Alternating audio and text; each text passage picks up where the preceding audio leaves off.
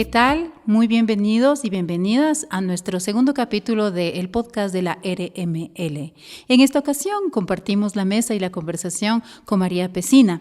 Ella es doctora en Sociología por Flaxo, así como becaria Erasmus para la estancia doctoral de la Universidad Libre de Berlín en el Instituto de Estudios Latinoamericanos. María fue directora del Observatorio de Género y docente de la Universidad de la UTE en Ecuador, así como es docente de la Universidad UDLA, asimismo aquí en Ecuador. Es investigadora en estudios de género en Flaxo y actualmente es asesora senior de género y STEM en ONU Mujeres.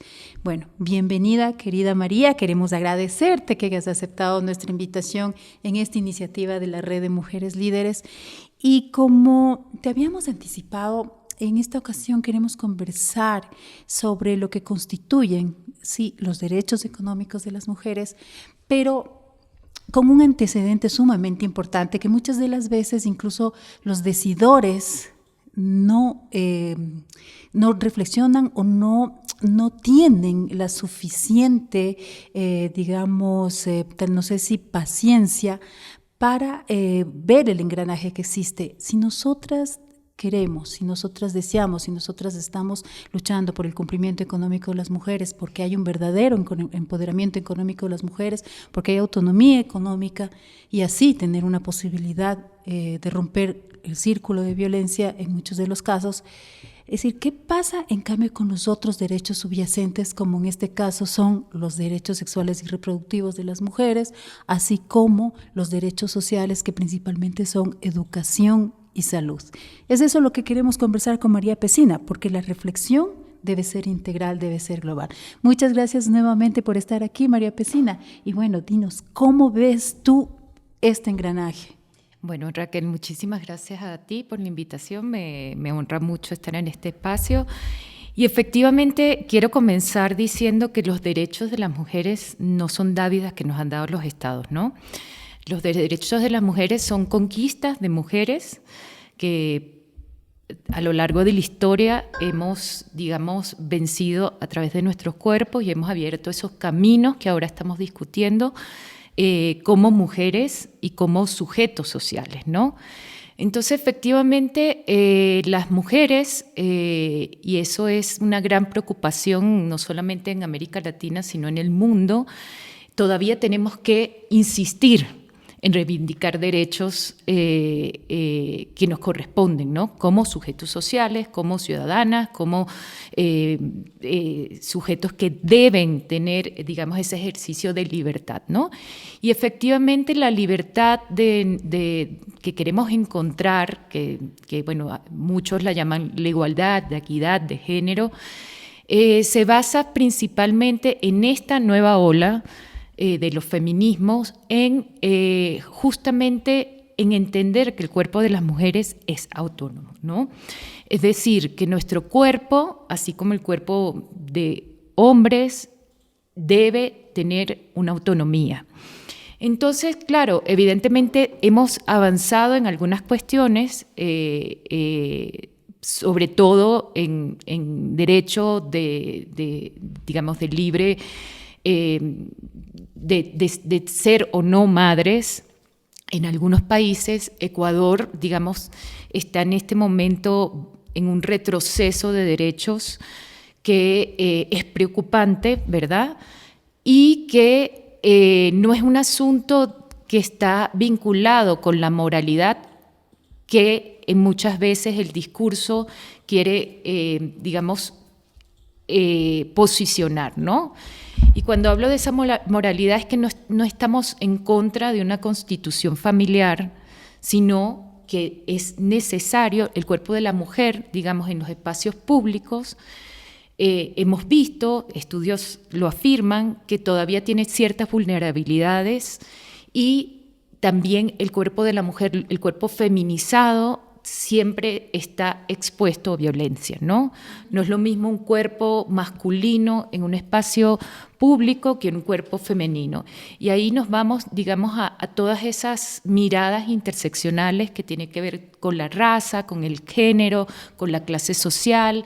Cuando vemos que una mujer entra en un espacio político, su cuerpo es mucho más cuestionado que el cuerpo de los hombres. Y el cuerpo me refiero a toda esa performancia, digamos, expresiva en estos escenarios públicos, donde vemos que hay una exposición que es violentada a través del discurso y a través de la práctica, ¿no? Eso, evidentemente, tiene una subjetividad en lo que es los derechos sexuales y reproductivos, ¿no? Porque toda esa estructura, digamos, de poder que existe sobre el cuerpo de la mujer hace que nos estigmaticen en ciertos espacios, ¿no? Cuando de repente una mujer no quiere, una mujer política, para ponerlo en el espacio público, gana un escaño político, vemos que una de las referencias que le hacen o le pueden hacer, por ejemplo, en el caso de Dilma, en Brasil, es que, bueno, no es madre, es una mujer soltera, tiene el pelo corto. Entonces, eso refleja, digamos, una especie de mensaje que quiere decir que ese cuerpo de la mujer no es un cuerpo, digamos, que está enmarcado en lo que normalmente debería ser una mujer, ¿no? Lo que se está consumiendo. Mari, pero una cosa, según el último censo, bueno, con todos los problemas que ha tenido el último censo realizado, ¿no? Y, digamos, veremos si es que tiene validez o no. Pero hay, de todos modos, un dato que supongo no deja de ser interesante.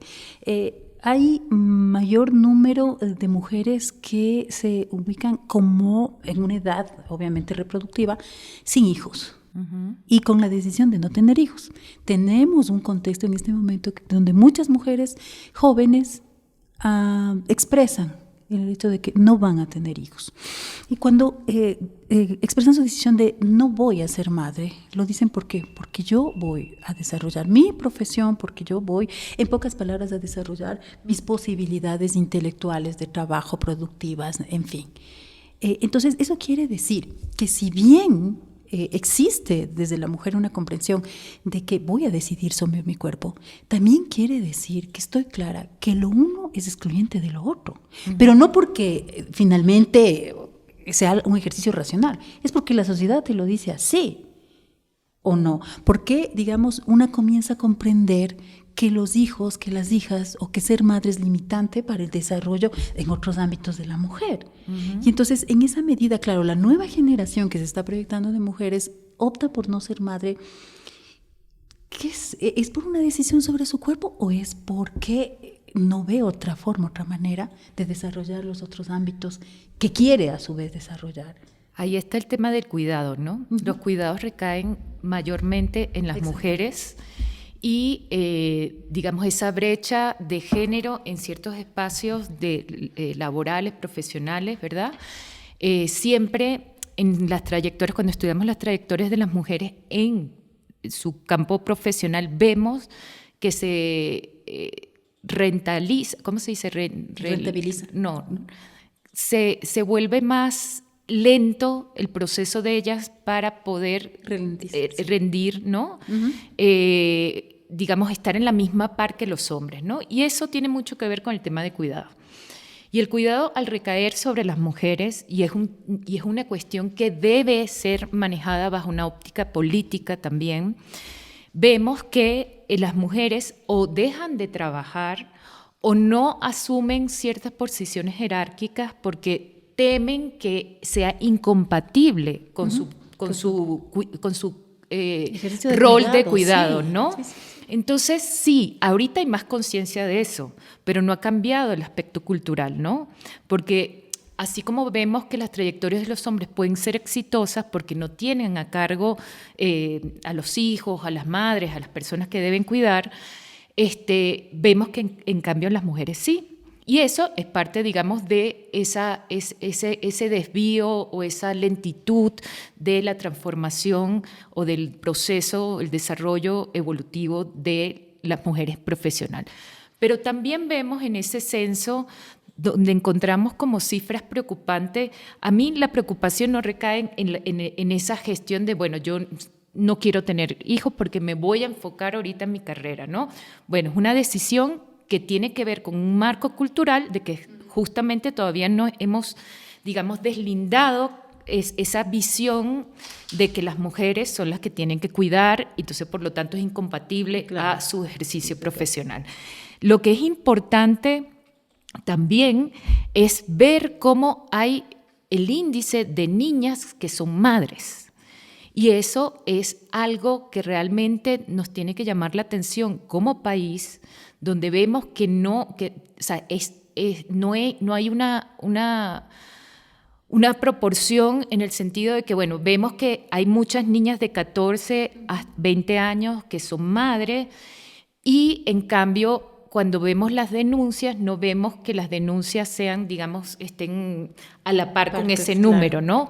Y ahí nos damos cuenta que hay un subregistro de que no se denuncia, digamos, las agresiones sexuales que pueden estar sufriendo estas mujeres, estas niñas, mejor dicho. Y estas niñas, cuando vemos esa geografía donde están ubicadas, son niñas que están, la mayoría, en zonas rurales. Entonces, ¿qué pasa ahí, no? O sea, y ahí entra otra vez la cuestión, digamos, moral de cuidar la imagen de la familia, pero hay un agresor o una persona que se aprovecha del cuerpo de una niña para violentarlo sexualmente, y ahí hay como un vacío legal donde todavía, y un vacío cultural de la responsabilidad de tener niñas y de proteger el cuerpo de las niñas en estos espacios, ¿no? Entonces, digamos que hay como esa división. O sea, vemos ahora que hay que la nueva generación está, digamos, sabe que para salir de estas crisis neoliberales hay que trabajar. El trabajo se ha convertido en un proceso meritocrático, además. O sea, tienes que tener un montón de experiencia, más título, más aprendizaje multilingüístico para poder encajar dentro de los patrones de los nuevos empleos sociales, ¿no? Pero a su vez también tenemos a un grupo de niñas invisibilizadas por los estados que están sufriendo o han sufrido abusos sexuales y que son madres. Entonces hay una tensión efectiva que tenemos que verla bajo una mirada, digamos, interseccional, ver quiénes son esas niñas, de dónde vienen, y vemos que cuando nos miramos bien, obviamente no es un dato visible y exponencial de preocupación, porque no son niñas de clase media. Son niños de clase, digamos, económicamente desfavorecidas. Entonces son niñas que no pueden entrar en la educación. Entonces ahí se empieza a violar millones de derechos humanos que a veces no son entendidos y no son complejizados porque no vemos esa división, digamos, opresora que existen hacia ciertas mujeres. Entonces, perdón que para terminar concluir, es que los feminismos, y a mí me gusta mucho que lo llamemos así, es en plural. O sea, mis necesidades no son las mismas que las necesidades de una mujer afro, de las mujeres indígenas, de las mujeres rurales. O sea, es completamente distinto. Entonces, la mirada tiene que ser mucho más amplia. Y por eso yo creo que es importante, digamos, cuando tenemos esos datos, mirar quiénes son, cómo están provistos, cómo están visibilizados, porque incluso la data nos dice mucho el sesgo que puede haber. Uh-huh. Y sabes que es interesante porque, por ejemplo, en la última encuesta del 2019 de violencia contra la mujer, en esta encuesta se visibiliza claramente que la zona rural se dispara en el índice de violencia ginecobstetra. Entonces, eso ya también nos da la pauta de lo que está sucediendo en la zona rural, ¿no? Y bueno, lo cual no quiere decir que no suceda en las ciudades, porque yo tengo una experiencia que a mí realmente me genera una tristeza profunda. Cuando yo tenía mi hijo en el hospital, él tenía como 13 añitos, y yo fui al hospital público, que fue en el único sitio donde lo pudieron tratar. Y yo fui a recoger unas medicinas y estaban esperando. Entonces, claro, había niñas de 13, 14, 15 años, madres. Y sus conversaciones eran en torno a cómo atiendo al niño, cómo me reparto, cómo hago esto, cómo hago lo otro. Pero incluso de la relación de su pareja. Y cuando yo escuchaba me daba cuenta que eran parejas mayores. Es decir, no hablaban de iguales. Uh-huh. Entonces, claro, yo sentí una profunda tristeza y decía, ¿cómo puede ser posible? Estas niñas solo tienen 2 años más que mi hijo en este momento y deberían estar hablando de su colegio, de sus estudios, de su proyección, pues en última instancia del posible novio, de la diversión, de la fiesta, pero no de ser madres, de no cómo atienden al hombre de su casa. Entonces, y lo más curioso es que cuando, claro, yo iba, me preguntaban a mí si yo soy la abuela de alguna de las niñas, porque naturaliza tanto el profesional de la medicina como los guardias, que la madre es una niña, o sea, de 13, que todos tienen naturalizado incluso eso ya. Entonces yo, claro, le decía al guardia, no señor, yo soy la madre. Y le digo, y lo raro aquí es que ustedes piensen que todas las madres tienen 15 años. Claro, porque me veían, yo ya soy una mujer grande, es decir, yo tuve mi hijo bastante tarde. Y claro, y esa pena, ese dolor que tú sientes como mujer y como madre a la vez, ¿no? Es decir, y como ciudadana frente a lo que está ocurriendo en el país, que es el tema justamente de la maternidad de niñas y adolescentes. Entonces, en esa medida, digamos, Mari, es algo que justamente va relacionado con esto. ¿Qué pasa con esas niñas con respecto a su vida económicamente activa? Bueno, se les hace un camino mucho más empinado, ¿no? El problema es que cuando tú eres madre a los 13, 15 años, ¿verdad? Primero ya tienes un poco de problemas en entrar a la universidad o a terminar tus estudios, digamos, es básicamente incompatible.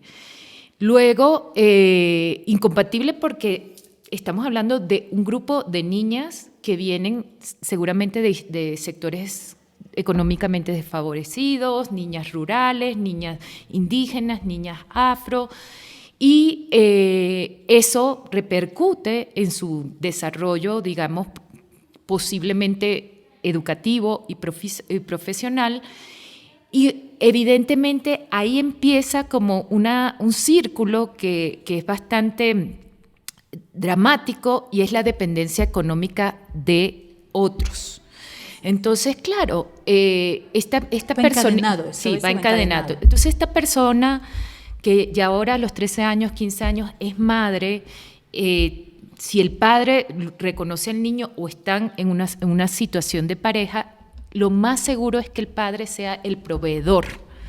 Entonces, ahí limita, digamos, el ejercicio de autonomía económica de estas mujeres, ¿no? Y es sumamente triste porque limitamos la formación y invisibilizamos los derechos que están, digamos, ahí anclados a los niños, que son derechos que son irrenunciables, ¿no? Como es la educación, como es la salud, el derecho a la salud, el derecho a la educación, el derecho a tener sus propios recursos, y eso se limita completamente en el momento de que esa niña se convierte en madre, ¿no? Y además empieza una desvalorización social, ¿no? Porque entonces hay ese estigma de, bueno, esta tiene 13 y tiene una hija de 3, no sé. No, y el trabajo también empieza como, la posibilidad de trabajo empieza a ser un poco más estrecha, y también puede existir que si entran en el campo laboral, sea un campo laboral precario, ¿no?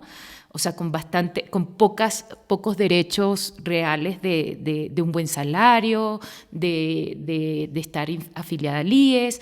En fin, es una bola que empieza desde eso, ¿no? Desde el ejercicio de invisibilizar la problemática del cuerpo de las niñas y no tomar medidas de política pública para, digamos, prevenir embarazos de niñas y adolescentes, ¿no?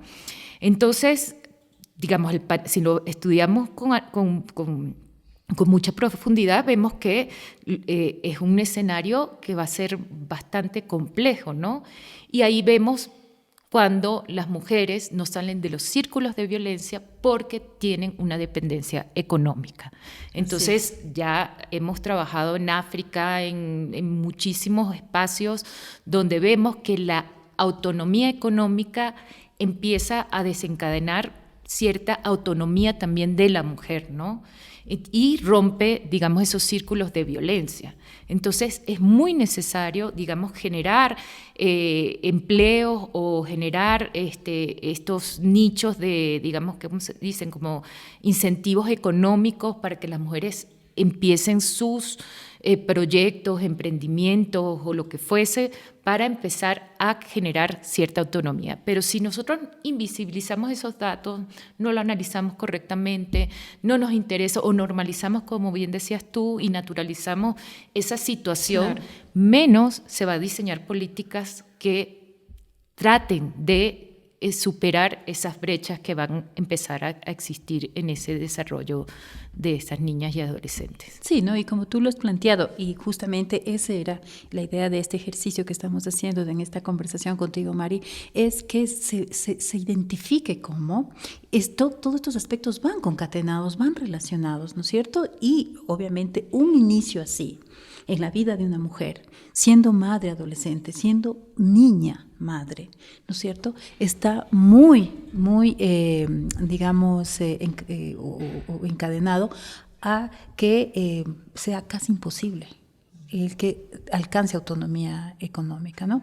Y en esa medida, por ejemplo, nosotras en este momento somos una organización que trabaja en emprendimiento con grupos de mujeres vulnerables, pero claro, es real lo que estamos confirmando. Nosotras generamos, ¿no es cierto?, una propuesta de capacitación en emprendimiento, tomando aspectos importantes de un diagnóstico que nos permitía identificar cómo la estructura financiera del emprendimiento de la mujer es en donde más fuerza le pusimos, porque claro, eso nos iba a evitar, que era nuestro objetivo, que exista autoexplotación, ¿verdad? Que haya una distribución adecuada de lo que implicaba ese emprendimiento, ¿no es cierto? Que haya un sueldo para la persona, que haya el ahorro necesario para que el emprendimiento continúe, en fin.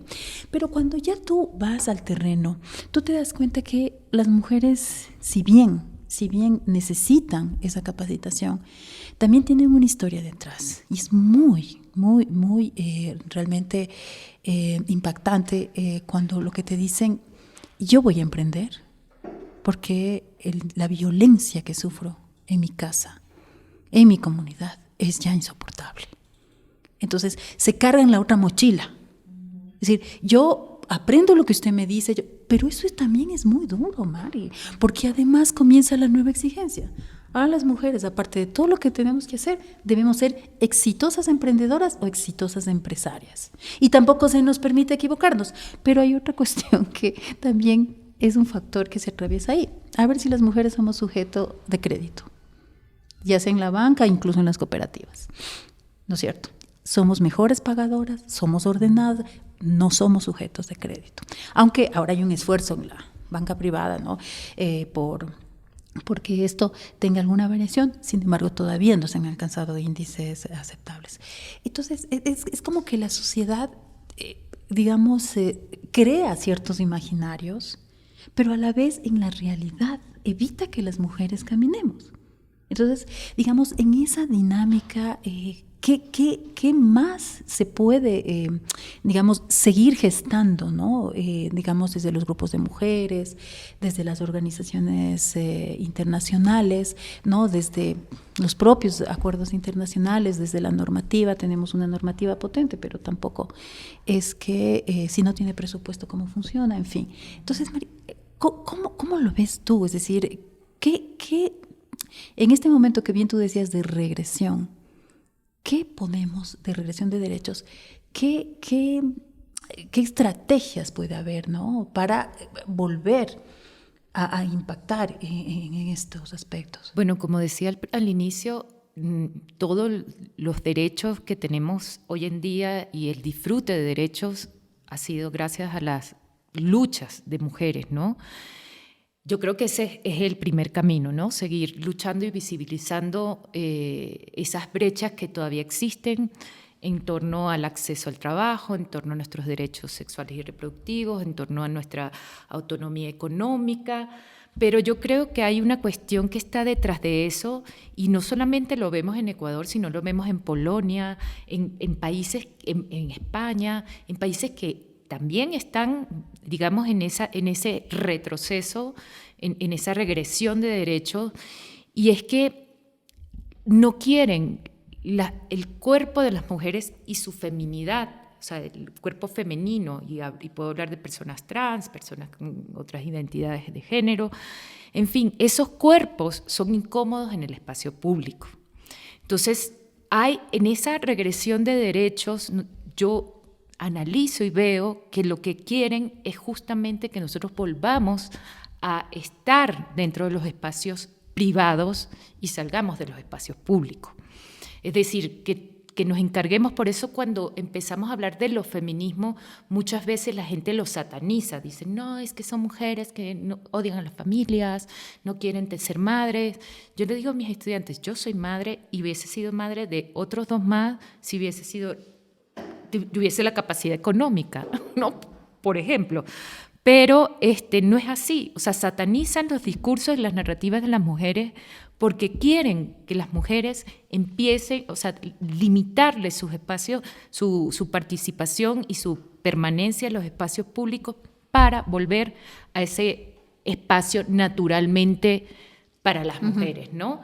Y eso parte de las teorías biologicistas del siglo XVIII, cuando decían que las mujeres no tenían esa capacidad cognitiva para ser sujetos públicos, que no podíamos votar. De hecho, el ejercicio de voto también fue una lucha de las mujeres, pero todo esto se basó bajo la ciencia y bajo el parámetro religioso de las instituciones, digamos, católicas.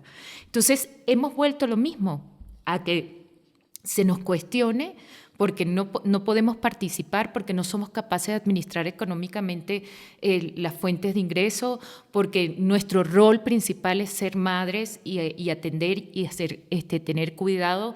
De hecho, nuestro ingreso en la universidad, tú cuando lo ves de manera general, te das cuenta que las mujeres ingresamos siempre a carreras que son más comunicativas, más de cuidado, y los hombres, digamos, a carreras que tienen más que ver con el espacio público, con las ciencias duras, además. Entonces, la gran profesión de las mujeres de enfermería y trabajo social. Exactamente. Bueno, de hecho, el trabajo social fue una de las primeras, ¿no? Gracias. Entonces, y te das cuenta que quienes estudiaron fueron mujeres blancas, fueron mujeres de clase media, con mujeres con ciertos privilegios. Y eso ahora lo vemos en una mayor medida. Quienes tenemos privilegios de acceso, de autonomía, son mujeres blancas de clase media. Si nosotros vemos más abajo, vemos que el goce de derecho es mucho más limitante y existe ese sistema de opresión todavía, que lo están invisibilizando, sí, porque somos democracia. Entonces las democracias no pasan eso, pero la democracia no es para todos. Entonces yo creo que, respondiendo a tu pregunta, es eso, el activismo es visibilizar las situaciones de los otros, que llaman los académicos, que no son otros, sino somos las mismas personas con los mismos derechos, y tener esa mirada, digamos, de solidaridad, de sororidad, que llamamos, ¿no?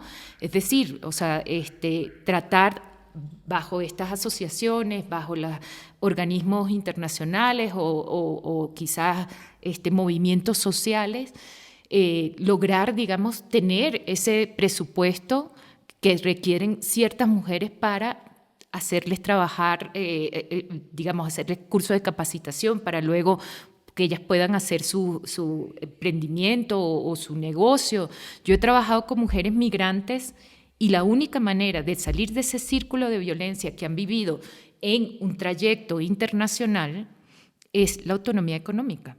Así es. O sea, y como decías tú y lo señalabas, y me parece muy importante remarcarlo, es que las mujeres sabemos y somos buenas pagadoras. Entonces, esos microcréditos, por ejemplo, que ha dado ACNUR a ciertas mujeres para que son pagados en tiempo, en cantidad, y ha logrado una mejor vida, una proyección de mejor vida en ciertas mujeres. Entonces, eso impacta positivamente, pero parece que no nos hemos dado cuenta. sea, seguimos creyendo que quienes tienen derecho al acceso al trabajo son estas mujeres que tienen títulos, hablan 50 idiomas, que son las que tienen el derecho para poder tener una vida digna económicamente, pero las demás no somos ese grupo de personas en este país, ni en otros países. O sea, seguimos siendo minoría quienes tenemos ese privilegio de acceder a una universidad, de tener títulos, de poder hablar ciertos idiomas, y eso a veces no nos damos cuenta, ¿no? Así es, así es. Y también tenemos mujeres que están en el poder, donde deberían tener un ejercicio de defensa de nuestros derechos. Eso es menos frecuente. Y eso no pasa.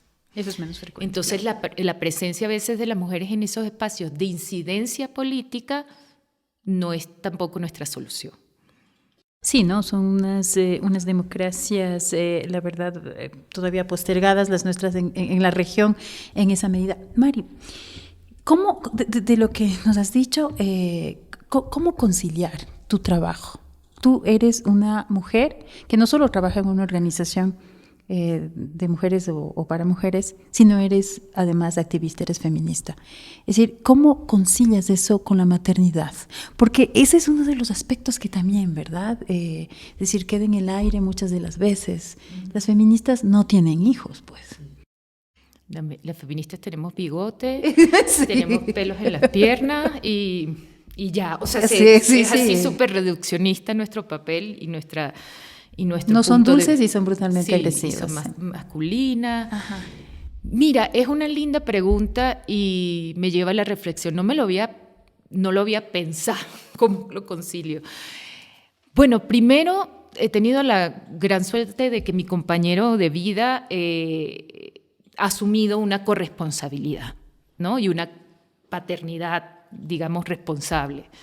Entonces, nunca he sentido que el peso de la carga, digamos, emocional y de cuidados va sobre mí, ¿no? Pero sí he tenido tensiones, sobre todo cuando se ha empezado a generar. Yo soy madre, tengo trabajo, pero también soy migrante.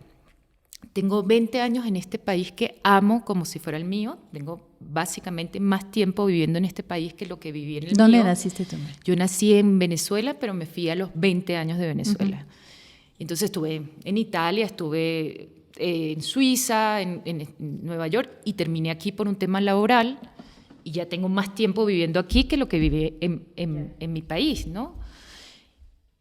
Y lo que sí he tenido que lidiar y ha sido como un poco difícil, sobre todo en el contexto de relación madre-hija, es que los dos somos migrantes. O sea, mi esposo es peruano, yo soy venezolana, y cuando empieza esa ola de discriminación y de invisibilización de todos los aspectos que son problemáticos, digamos, para estos sistemas, la xenofobia sí ha marcado mucho este proceso, esta relación, digamos, de mi feminismo con respecto a la crianza de mis hijos. Yo nunca he planteado que hay un mejor país, yo no soy chauvinista para nada, y este país yo lo siento mi hogar, y cuando uno siente el hogar no es lo mismo que una casa. O sea, yo llegué a mi casa, no, yo llegué a mi hogar. Y ha sido difícil darle la narrativa al discurso de los niños cuando ellos sufren de xenofobia en sus espacios educativos, donde dicen, no, es que los venezolanos son todos unos ladrones, que los venezolanos son horribles, que por culpa de los venezolanos es que estamos como estamos.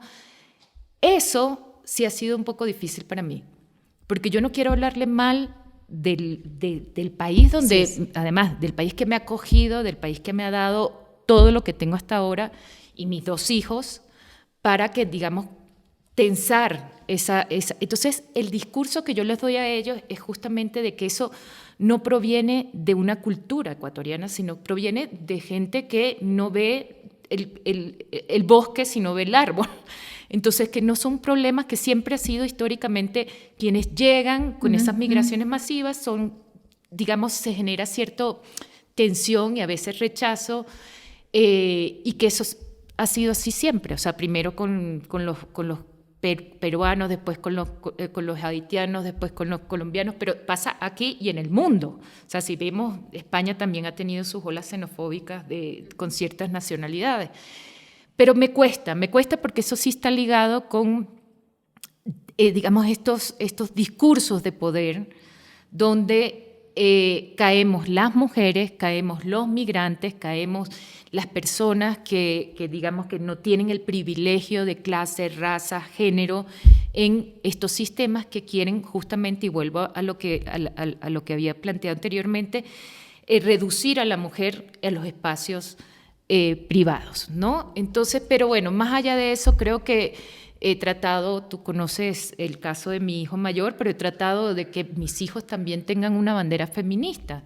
Y una bandera feminista es eso, saber que el cuerpo de una mujer no es no, saber que no, tiene que haber consentimiento, saber que hay edades para ciertas cosas, edades para no, saber que también son privilegiados en lo que tienen, a pesar de que cualquier cosa tienen el privilegio de poder estudiar, de poder dedicarse a sus estudios y no tener que trabajar como hacen otros niños, y ser sensibles socialmente, ¿no? O sea, entender que cuando una persona piensa así, no es que el mundo piensa así, sino que hay una limitante en ese grupo familiar que no hace entender que el problema no es un grupo de personas, sino es la economía, la falta de políticas, de seguridad, en fin, millones de cosas que no voy a entrar en eso porque después me botan del país, pero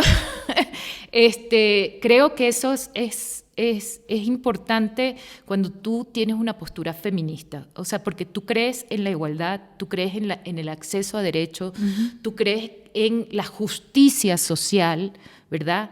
En la justicia de nuestros cuerpos, en la justicia de todo, y cuando ves algo injusto, te empiezas a decir, bueno, ¿cuáles son mis herramientas que tengo, esta caja de herramientas para poder no llenarle de prejuicios a mis hijos de ciertas cosas, sino más bien que entiendan la situación y tomen decisiones también por sí mismos, ¿no? Entonces, creo que las feministas y quienes nos denominamos y creemos en el feminismo, en los feminismos, tenemos muchas cosas cada día por reflexionar y analizar. Y eso es un reto que es bastante generoso, porque no solamente cuando ya conquistamos algo tenemos que ver cuál es la otra conquista y cuáles son las necesidades de todas las mujeres que estamos en esta lucha, ¿no? Y también la integración de miradas, ¿no?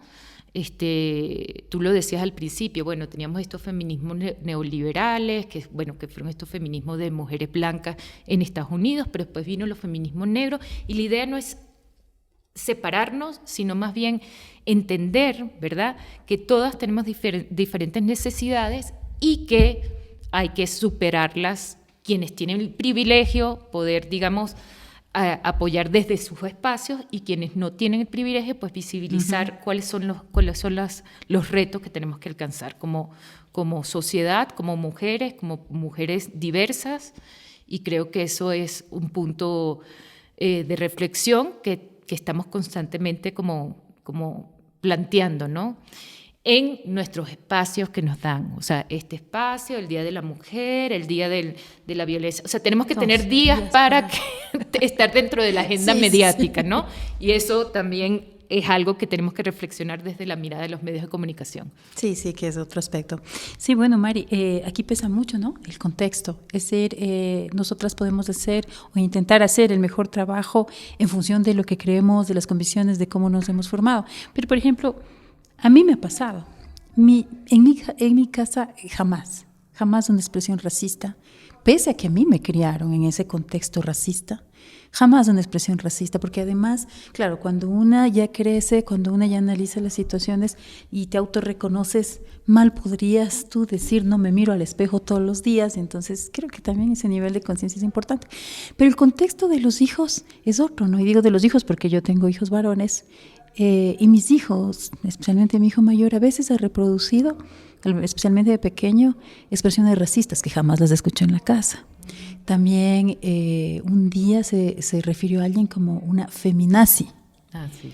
Entonces, claro, es el contexto, o sea, tú no controlas los contextos, Claro.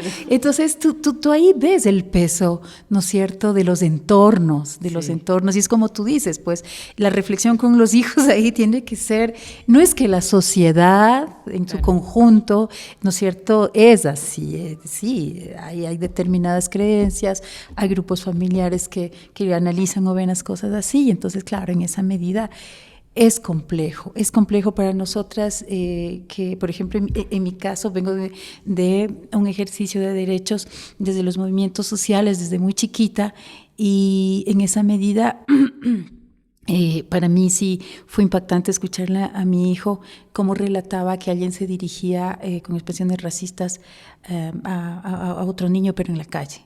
Entonces, esas cosas, digamos, que salen fuera de tu control, finalmente sí te hacen ver que todavía nos toca trabajar mucho, ¿no? Y sobre todo, perdón, para nada más apuntar algo, trabajar y justo en esas clases que son privilegiadas, porque esos niños están escuchando todas estas cosas en familias que supuestamente sus padres han estudiado o tienen recursos económicos, digamos, bastante buenos para estar en un colegio privado.